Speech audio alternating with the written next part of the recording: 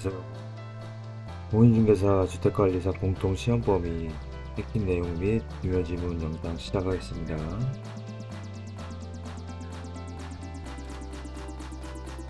이번 영상의 범위는 민법 중에 채권 중에서 계약인데 총칙 매매 임대차고요. 민사특별법 중에서 집합건물의 소유 및 관리에 관한 법률, 줄여서 집합건물법, 이거에 대해서 핵심 내용, 중요 지문에 대해서 알아보겠습니다.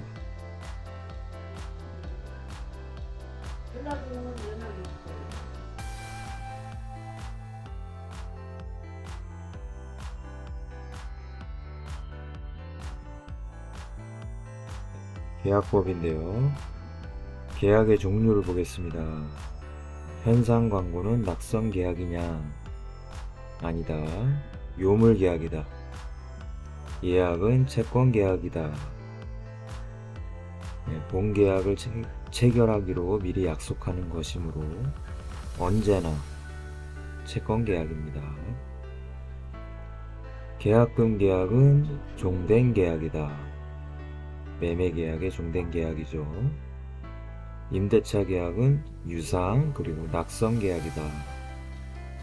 당사자 모두 대가에 출연을 하므로 유상 계약이고 의사표시의 합치만으로 성립하기 때문에 낙선 계약이다. 쌍무 계약은 모두 유상 계약이다. 맞는 표현이고요. 모두 유상 계약에 해당하는데 유상 계약이 모두 쌍무 계약인 것은 아니다. 참고적으로 알아둬야 될 것 같습니다. 계약의 성립. 격지자 간이라는 말은 멀리 떨어진 사이란 얘기죠. 멀리 떨어진 사람 간의 청약은 도달한 때에 효력이 생긴다.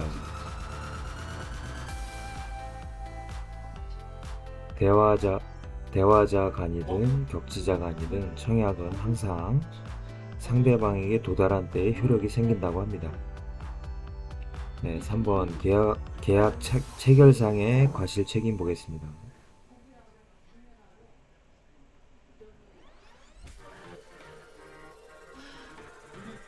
계약 체결상의 과실 책임을 보면 목적이 불능한 계약을 체결할 때 상대방이 그 계약의 유효를 믿었음으로 인하여 받은 손해를 배상하여야 하는 경우 불능사실을 안 자에 한한다. 이런 지문은 틀린 지문이 되겠네요. 안 자에 한하는 게 아니라 알았거나 알 수 있었을 자라고 표현을 해야 맞는 지문이 되겠습니다. 4번 동시이행의 항변권. 선이행 의무를 부담하는 당사자 일방은 상대방의 이행이 곤란할 현저한 사유가 있으면 자기의 채무이행을 거절할 수가 있다. 동시이행이기 때문에 그런 거고요.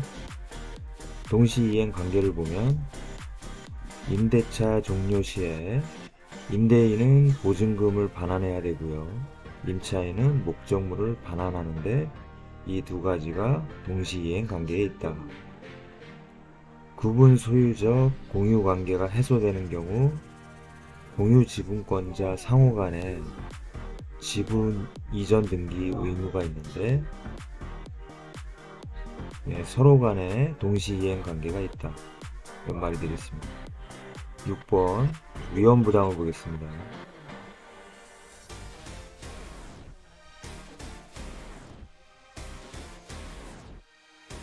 위험부담 사례에서 갑은 주택 소유자고요. 을은 주택 매수자.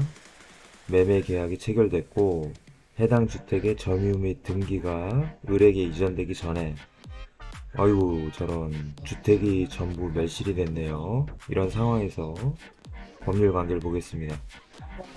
갑이 이행기에 이전 등기에 필요한 서류를 제공하면서 주택의 인수를 최고를 하였으나 매수자가 이를 거절하던 중에 태풍으로 인해 이 주택이 멸실된 경우 그 주택 소유자 매도인은 매수인에게 대금 지급을 청구할 수가 없는가? 청구할 수가 없다고 한다면 틀린 질문이네요. 쌍무계약의 당사자 일방의 채무가 채권자의 수령 지체 중에 당사자 쌍방의 책임 없는 사유로 이행할 수 없게 된 때, 이런 때에는 채무자는 상대방의 이행을 청구할 수가 있다. 따라서 매도자 갑은 매수자 을에게 대금 지급을 청구할 수가 있다고 합니다. 네, 다음을 보면 주택이 태풍으로 멸실된 경우 매도자 갑은 을에게 대금 지급을 청구할 수가 없다. 그냥 단순히 태풍으로 멸실이 된 경우 주택이, 좀 전에는 을이 채권자 수령 지체 중에 그랬던 거죠. 을이 이를 거절을 하던 중에 태풍으로 멸실이 됐었기 때문에. 근데 다음 사례에서는 그런 조건이 안 붙었을 경우에는 쌍무계약의 당사자 일방의 채무가 당사자 쌍방의 책임 없는 사유로 이행할 수 없게 될 때 채무자는 상대방의 이행을 청구하지 못한다. 따라서 갑은, 그러니까 매도자 갑은 매수자 을에게 대금 지급을 청구할 수가 없겠죠. 그러니까 매수자 을의 채권자 수령 지체 중에 이런 불상사가 생겼다면은 위의 사례처럼 대금 지급을 청구할 수 있는 거고요. 차이가 있습니다. 주택이 태풍으로 멸실된 경우 매도자 갑은 이미 받은 계약금을 을에게 반환하여야 한다. 채무자가 위험을 부담하는 경우 채무자가 이미 반대급부의 이행을 받았다. 이건 계약금을 받은 거죠. 이것을 부당이득으로 반환하여야 한다. 따라서 매도자 갑은 계약금을 매수자 을에게 다시 반환을 하여야 한다. 네, 위험부담의 사례를 살펴봤습니다. 7번 제3자를 위한 계약 보겠습니다. 갑은 주택 소유자고요. 을은 주택의 매수자, 병은 주택 대금을 지급받은 제3자가 되겠네요. 주택 매수자 을은 주택 소유자 갑, 매도자의 주택 대금을 지급받는 제3자 병에 대한 항변으로 을이 병에게 대항할 수 있다라고 되어 있으면 틀린 지문이네요. 설명을 보면은 낙약자는 요약자와의 계약에 기한 항변, 보상관계나 기본관계에 의한 항변으로 제3자에게 대항할 수 있다. 따라서 단순한 대가관계에 기한 항변으로는 제3자에게 대항할 수 없다. 이거는 문제 형태로 자세히 써놨어야 되는데 좀 이해하시는데 다소 어려움이 있을 것 같긴 합니다. 저는 문제를 본 것 같아서 이해를 하고 있는데, 낙약자가 사실 낙약자하고 요약자 개념이 정확하게 정립이 안 된 것 같아서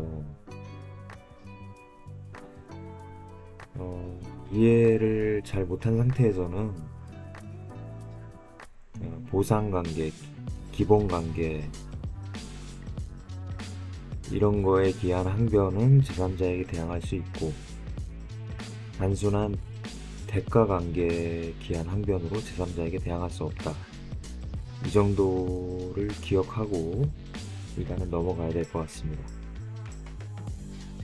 낙약자하고 요약자가 좀 개념이 좀 저로서는 살짝 어렵네요. 다음 보겠습니다.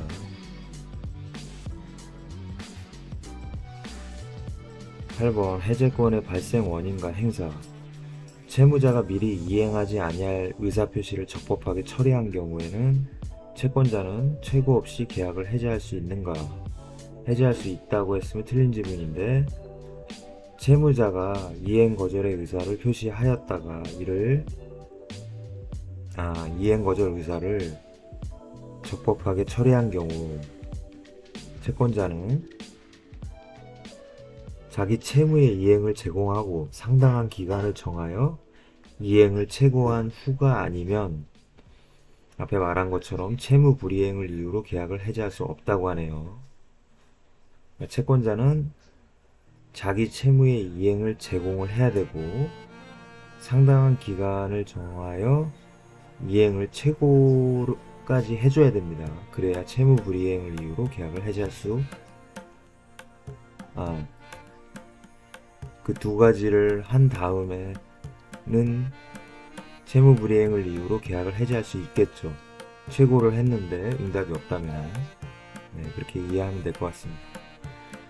해제의 효과. 매수인의 이행지체로 계약을 해제한 매도인은 원금만 반환하면 되고 별도로 이자를 가산하여 반환할 필요는 없다. 근데 이게 틀린 말이 된다면은 계약이 해제된 경우 각 당사자는 원상의 회복 의무를 부담하는데 금전을 반환하여야 할 경우 그 받은 날로부터 이자를 가산하여야 한다. 매수인의 이행지체로 계약을 해제한 매도인 원금에다가 이자까지 반환해야 된다는 말이 되겠네요. 원상 회복 의무가 있기 때문에 서로 공평하게 각 당사자는 원상 회복 의무를 부담하고 금전을 반환할 경우 그 받은 날로부터 이자를 가산하여야 한다. 서로 이자가 발생했으면 서로 상계를 할 수가 있겠죠. 상계라는 개념이 갑자기 생각나네요. 서로 깐다는 거죠. 계산이 복잡하니까. 아니면 서로 동시에 받아도 되고요. 알아서 하겠죠. 그 다음에 합의 해제, 합의 해지 10번 보겠습니다.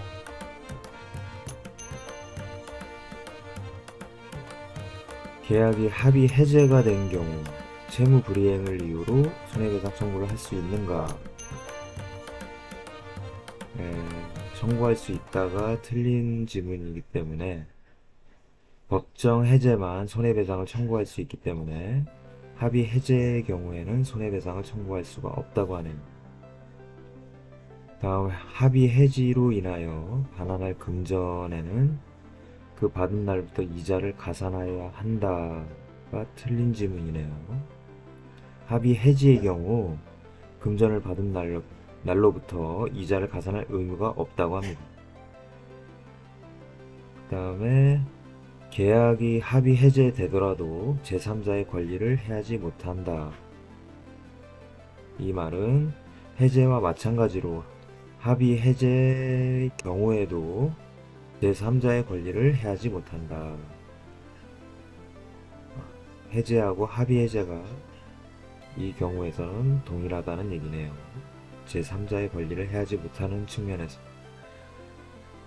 다음에 매도인이 잔금기일 경과 후 해제를 주장하면서 수령한 대금을 공탁하고 매수인이 이거를 이의 없이 수령을 하였다면 그 매매계약은 합의 해제된 것으로 본다. 맞는 지문이고요.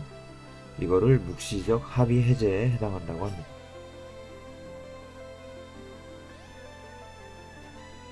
네, 11번 해약금에 의한 계약 해제를 보겠습니다.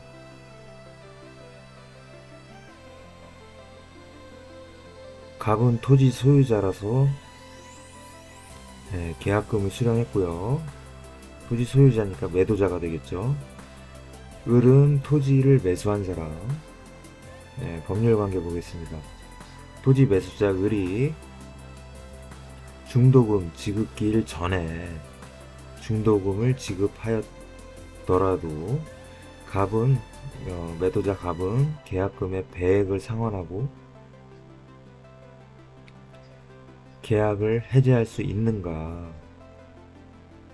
계약을 해제할 수가 없네요. 이유를 보겠습니다. 이행기에 약정이 있더라도 특별한 사정이 없는 한 이행기 전에 이행에 착수할 수 있다고 합니다. 따라서 매수자 갑이 중도금 지급기일 전에 중도금을 미리 지급한 경우 매도자 갑은 계약금 배액을 상환하고 해지할 수가 없다. 이런 경우 돌이킬 수 없다는 거죠. 계약은 끝까지 가야 될 것 같습니다. 매수자가 중도금 지급기일 전에 중도금을 지급하는 게 가능하기 때문에 이런 결과가 나온 것 같습니다. 네, 그 다음에 이제 매매로 넘어가네요. 매매 일반에서 등기 비용을 포함하여 매매 계약에 관한 비용은 특별한 사정이 없는 한 당사자 쌍방이 균분하여 부담한다. 근데 이게 틀린 지문이 됐기 때문에 등기 비용은 계약 비용에 포함되지 않고 관행상 등기는 매수인이 부담한다. 이렇게 되겠네요. 매도인의 담보 책임이 있는데 저당권이 설정된 부동산의 매수인이 저당권 행사로 그 소유권을 취득할 수 없는 경우 악의의 매수인은 선의와 악의라고 했을 때 악의의 매수인은 특별한 사정이 없는 한 계약을 해지하고 손해배상을 청구할 수 있다. 청구할 수 있네요. 손해배상을. 저당권에 의한 제한의 경우 악의의 매수인도 계약을 해지하고 손해배상을 청구할 수 있다고 합니다. 이런 경우에는 선의 악의를 불문하고 이렇게 다르게 표현을 해도 되겠네요. 계약을 해지하고 손해배상을 청구할 수 있다. 저당권에 의한 제한의 경우 딱 이런 조건인 경우에 그렇다는 얘기죠.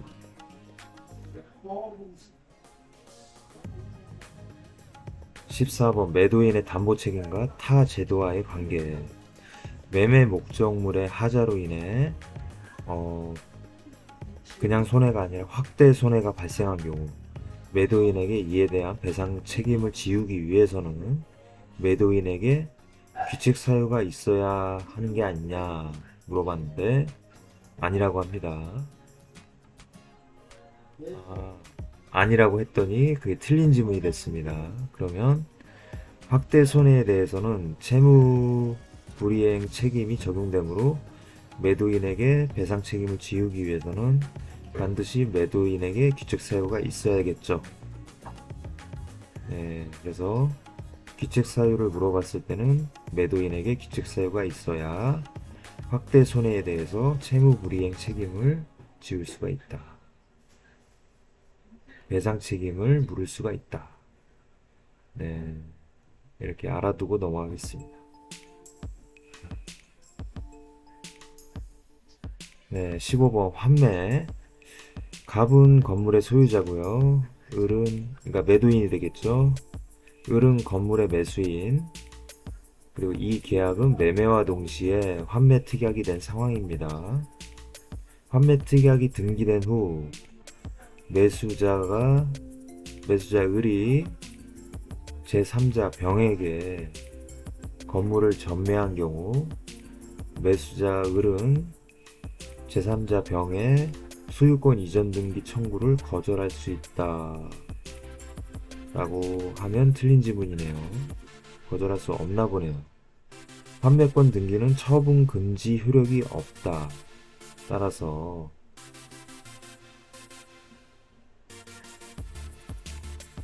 판매권이 등기되었다는 것을 이유로 병의 소유권 이전 등기를 거절할 수 없다라고 하네요.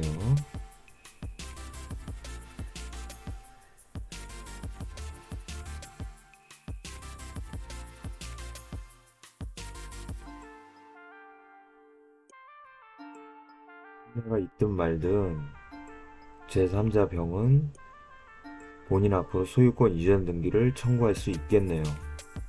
네, 그렇게 알고 넘어가면 될 것 같습니다. 네, 그 다음 좀 독특한 개념이 나왔죠. 교환. 교환은 서로 동산이나 부동산을 바꾸는 그런 사례가 나오겠네요. 네, 사례를 보면 갑은 2억 원 상당의 건물 소유자고요. 토지 소유, 을은 토지의 소유자. 그래서 건물하고 토지를 맞바꾸기로 하는 계약인데, 건물이 2억인데 토지는 플러스 1억을 해야 이제 교환이 성립하는 것 같습니다. 예, 이 사례에서 법률 관계를 보겠습니다.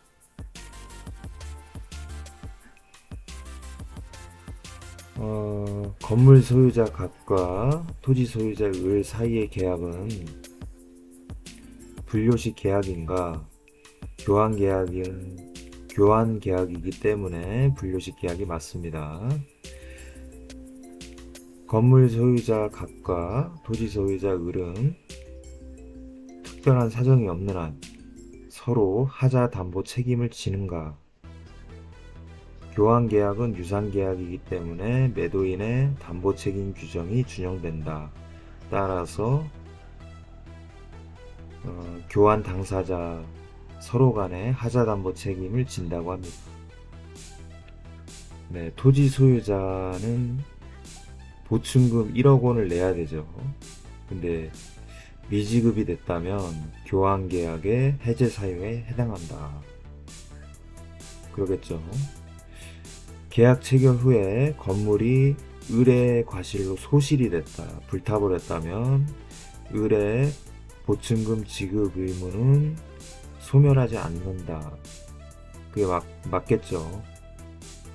을이 방화범이라면. 예.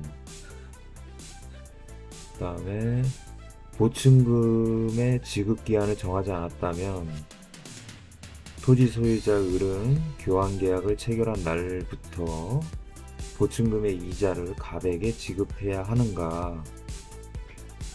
아니라고 하네요. 보충금의 지급기한을 정하지 않았다면 보충금의 지급기한을 정하지 않은 조건 하에서는 토지 소유자 갑은 건물을 인도받은 날부터 지급하지 않은 보충금의 이자를 갑에게 지급해야 한다. 이게 맞겠네요. 다음 임대차로 넘어갑니다. 17번 임대차의 존속기간. 임대차의 존속기간을 영구 무한으로 정하는 것은 원칙적으로 허용되지 않는다라고 했는데 틀린 질문이 됐네요. 영구 무한의 임대차 계약도 원칙적으로 유효하다고 노트에서 본 것 같습니다. 내용 맞을 거고요. 영구 무한의 임대차 계약도 가능하다. 좀 신선했는데요. 그렇다고 간주하고 넘어가겠습니다.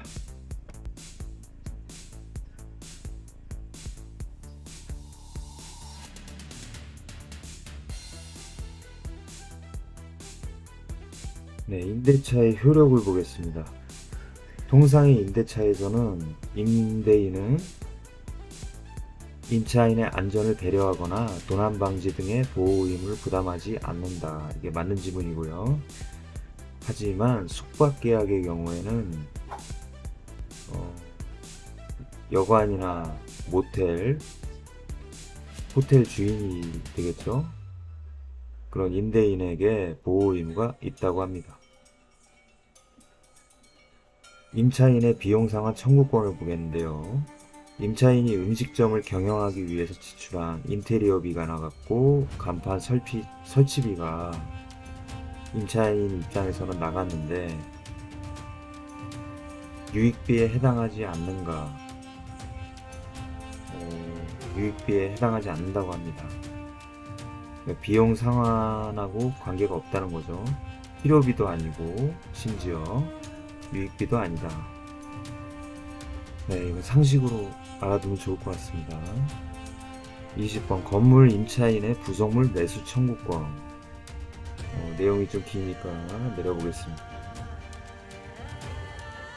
임차인의 지위와 분리하여 부속물 매수 청구권만을 양도할 수 없다. 그러겠죠. 임차인의 지위에서 파생되는 권리니까 분리해서 양도할 수 없다.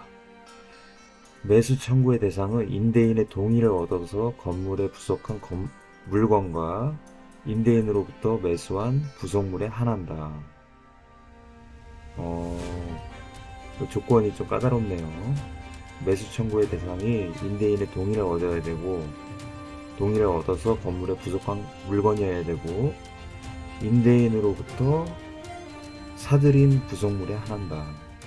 예, 살짝 까다롭네요. 임차 목적물의 구성 부분은 구성물 매수 청구권의 객체가 될 수 있는가? 독립성이 없는 경우에는 구성물 매수 청구권을 행사할 수 없다. 무조건 객체가 될 수 있다고 썼기 때문에 틀린 질문이 됐네요.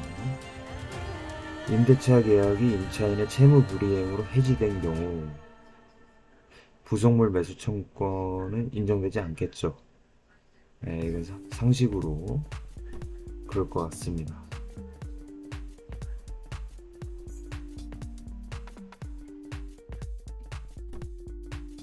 토지 임차인의 갱신 청구권과 지상물 매수 청구권을 보겠습니다. 예, 사례네요. 갑이 토지 임차인이고 소유 목적으로 건물을 신축했고요. 사용 중이라고 합니다. 을은 토지 소유자가 되겠고요. 토지 임차인이 임차권이 기간 만료로 소멸한 후에 갑의 임차권이 기간 만료로 소멸한 후에 토지 소유자 을이 토지를 병에게 양도, 제3자에게 양도를 한 경우 토지 임차인 갑은 자신의 임차권이 대항력이 갖춰져 있다고 하더라도 제3자 병을 상대로 지상물 매수 청구권을 행사할 수가 있을까요? 없을까요? 없다고 했더니 틀린 질문이 됐네요. 임차권이 대항력을 갖춘 경우에는 임대차 계약 종료 후에 임대인으로부터 토지를 양수한 제3자에 대해서도 임차인은 매수 청구권을 행사할 수가 있다고 합니다. 그렇구나. 네, 계속 상식이 더 넓어지는 것 같습니다.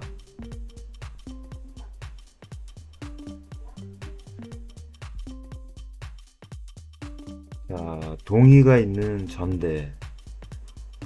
이 전대의 법률 관계. 전대라는 거는 전세에서 전전세랑 비슷한 개념이죠. 일단 갑은 창고 건물의 소유자고요. 을이 그 창고를 임차를 해서 임차인이 됐고요. 갑의 동의를 얻어서 전매를 했다고 합니다. 병한테, 제3자 병한테 전매를 해서 창고 전차인이 되겠네요. 창고를 전매받은 병은 직접 갑에 대해 차임을 지급할 의무를 부담하는가? 그렇다고 하네요. 임차인이 임대인의 동의를 얻어서 임차물을 전대한 때에는 전차인은 직접 임대인에 대하여 의무를 부담한다. 임대인의 동의를 얻었다는 게 특징이죠. 창고의 임차인이 차임 연체액이 2기에 달하여 임대인이 임대차 계약을 해지해버렸다. 그 경우에 그 사유를 전차인에게, 병에게 통지를 하지 않았더라도 해지로서 병에게 대항할 수 있는가? 대항할 수 있다고 하네요. 임대차 계약이 해지 통고로 종료된 경우에는 그 사유를 친절하게 전차인에게 통지를 해야 되는데, 만약에 차임 연체가 걸려서 그 임대차 계약이 해지된 경우에는 그 사유를 전차인에게 통지할 필요가 없다고 합니다. 차임 연체가 엄청 센 거죠. 그래서 임대인 갑과 임차인 을의 합의로 임대차 계약을 종료한 경우 전차인의 권리는 소멸한다. 소멸하는가? 소멸한다고 했는데 틀린 지문이 됐기 때문에 임대인의 동의를 얻어서 전대를 한 경우에는 임대인과 임차인의 합의로 임대차 계약을 종료하더라도 전차인의 권리는 소멸하지 않고 남는다고 합니다. 임대인의 동의를 얻었다는 게 상당히 중요하네요. 마지막 전대차 종료 시에 전차인 병은 건물 사용의 편익을 위해서 임차인의 동의를 얻어 부속한 물건의 매수를 갑에게 청구할 수 있는가? 이거 좀 말이 좀 어색하죠? 임차인의 동의를 얻어봐야 아무 소용도 없을 것 같은데. 네, 설명을 보면 임대인의 동의를 얻어 부속한 건물이어야 당연히 임대인에게 매수를 청구할 수가 있겠죠. 매수 청구의 상대방은 임대인이라는 거 기억해야 될 것 같습니다. 네, 그 다음에 이제 동의 없는 전대의 법률 관계. 갑은 건물 임대인이고요. 을은 건물 임차인. 아까 사례랑 똑같죠. 근데 병이 아까는 임대인의 동의를 받은 전차인이었는데 이번엔 임대인의 동의를 받지 못한 전차인. 예, 사례에서 살짝 다른 점이 있습니다. 전대차가 종료하면 전차인 병은 전차물 사용의 편익을 위하여 임차인의 동의를 얻어, 이것도 좀 전에 봤기 때문에 참 어이가 없죠. 임차인의 동의를 받을 필요가 없죠. 예, 부속한 물건의 매수를 임대인에게 청구할 수 있는가? 예, 청구할 수 있다고 했기 때문에 틀린 지문이 됐고요. 무단전대가 됩니다. 예, 임대인의 동의를 얻지 못한 무단전대의 경우에는 건물 전차인에게 부속물 매수 청구권이 전혀 인정이 되지 않는 것 같습니다. 그래서 임차인은 전차인에게 임대인이 임대인의 동의를 얻어줄.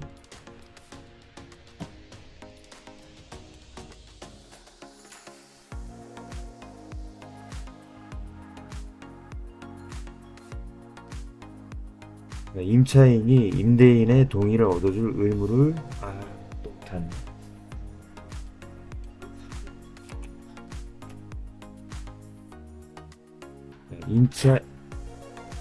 임차인은 전차인에게 임대인의 동의를 얻어줄 의무를 부담한다. 예, 맞는 지문이고요. 무단전대의 경우 전차인이 엄청 불리한 경우가 되겠죠. 임대인은 임대차 계약을 해지해버릴 수가 있으니까 법률상으로 임차인은 전차인에게 임대인의 동의를 얻어줄 의무를 부담합니다. 법이 그렇기 때문에 전차인은 당연히 임차인한테 강력하게 동의를 얻어줄 필요가 있겠네요. 동의를 얻어줄 것을 요구할 필요가 있겠습니다. 이거를 모르면 엄청난 손해를 보겠네요. 네, 이렇게 해서 계약 중에서 공인중개사 범위의 내용을 살펴봤습니다.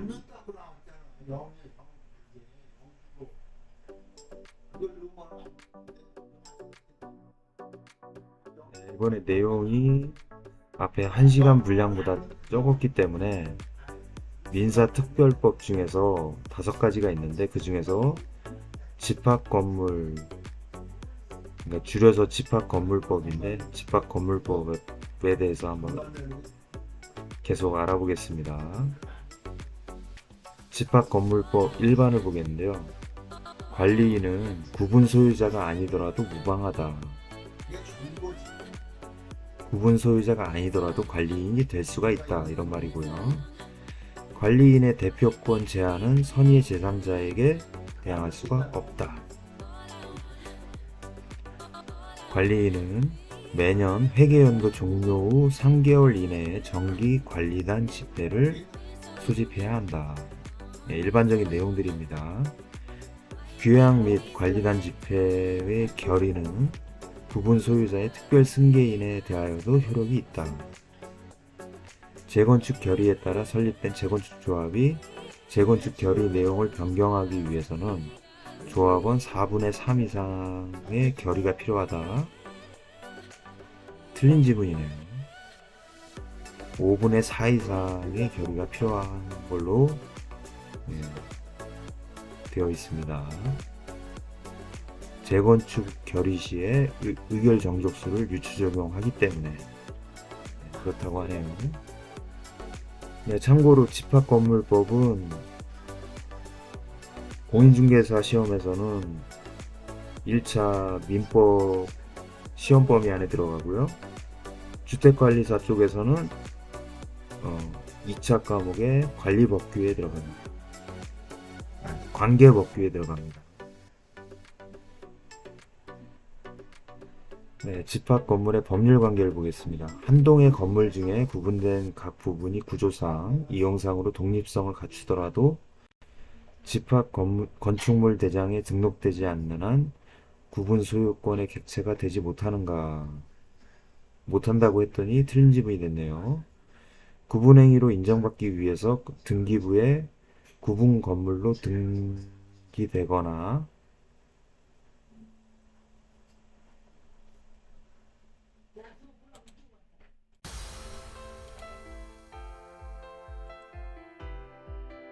등기가 되거나 집합 건축물 대장에 등록될 필요는 없다고 하네요.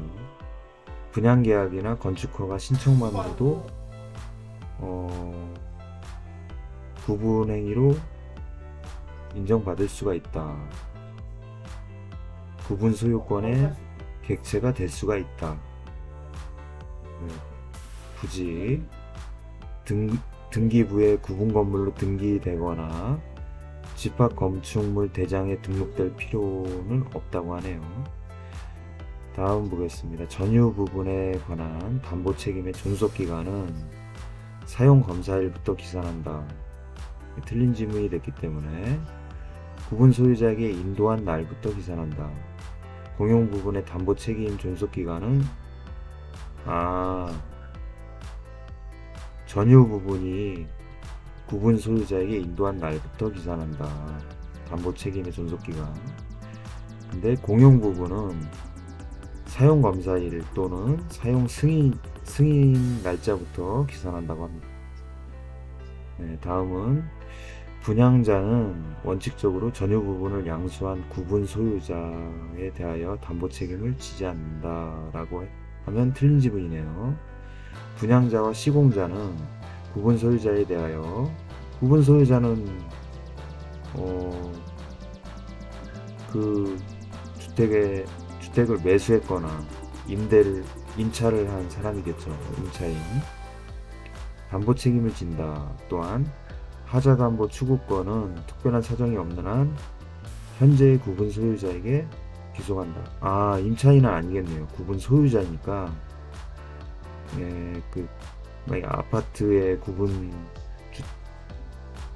소유권이라고 하면은 소유권을 가진 소유자가 되겠네요. 구분 소유자는. 네, 10번은 집합 건물의 법률상 공용 부분.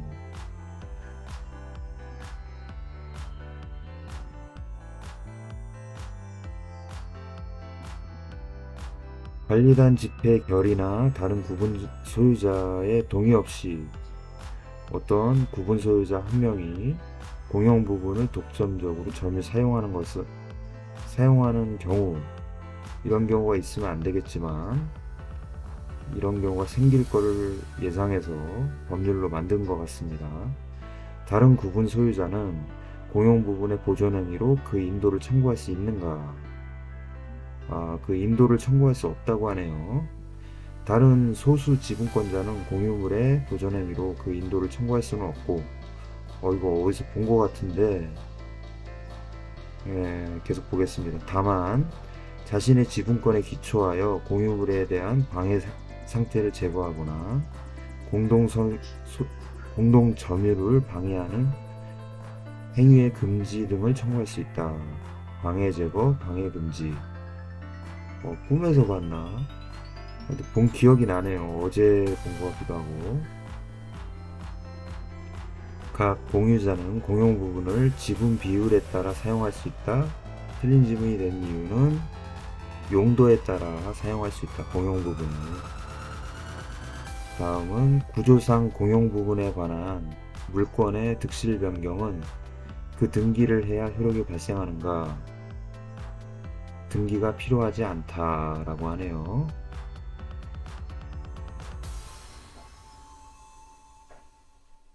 등기 없이 물권이 발생하는 것 같습니다. 공유자가 공용 부분에 관하여 다른 공유자에 대하여 가지는 채권은 특별 승계인에 대하여도 행사할 수 있다.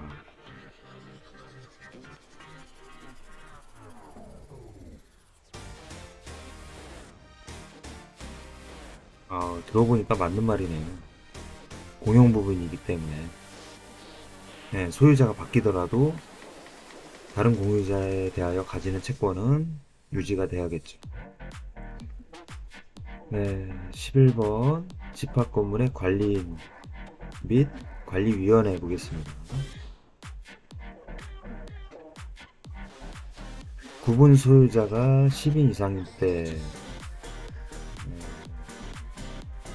관리단을 대표하고 관리단의 사무를 집행할 관리인을 선임해야 한다. 상식적인 얘기 같고요. 집합건물법상의 재건축을 보겠습니다. 재건축에 결의가 있으면 집회를 소집한 자는 지체 없이 그 결의에 찬성하지 아니한 구분 소유자에 대하여 그 결의 내용에 따른 재건축에 참가할 것인지 여부를 회답할 것을 서면 또는 구두로 촉구해야 한다. 근데 틀린 지문이네요. 재건축의 참가 여부에 대한 확답의 촉구는 반드시 서면으로 해야 된다고 합니다. 이게 중요하겠네요.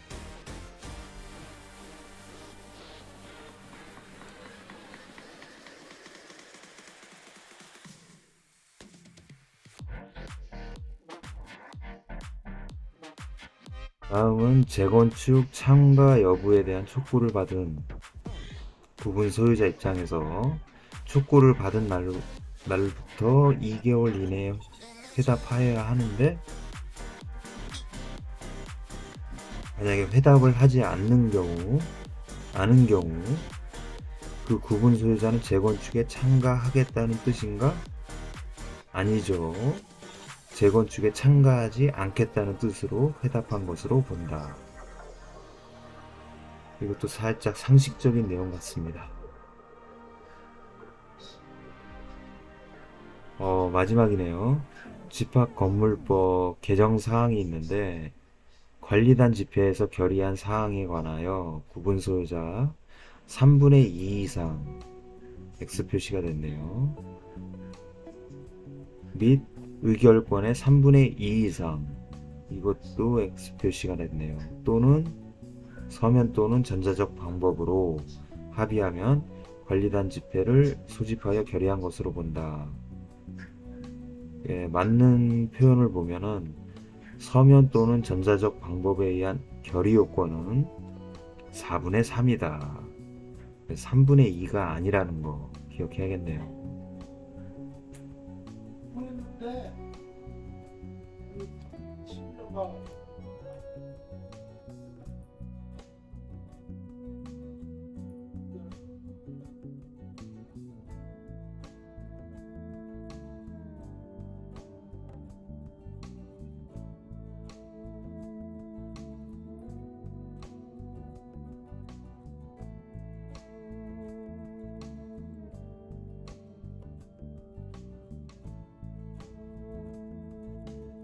집합건물법 마지막 내용까지 봤습니다. 네, 이제 정리를 해야 되겠네요.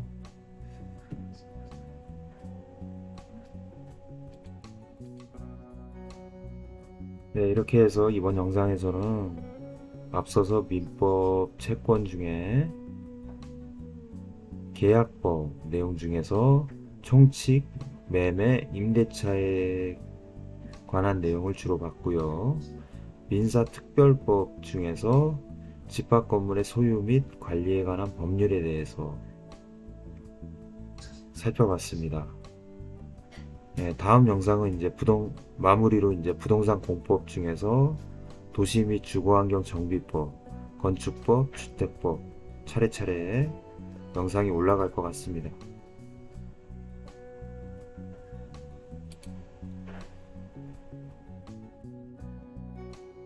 그래서 이 영상 시리즈는 공인중개사하고 주택관리사의 공통 시험 범위에 관한 내용이 나가는 거고요. 주요 컨텐츠는 핵심 내용 및 중요 지문이 되겠습니다. 부동산 공법 부분은 공인중개사의 2차 과목이고 주택관리사도 2차 과목에 주택관리사 관계법규가 되겠죠.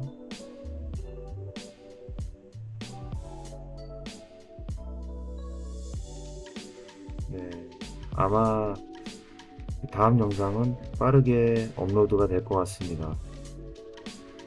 이미 작업은 완료가 된 것 같고요. 준비가 되는 대로 녹화 후에 영상을 업로드 하겠습니다. 네, 이번 영상은 여기까지 해서 마치도록 하겠습니다. 감사합니다.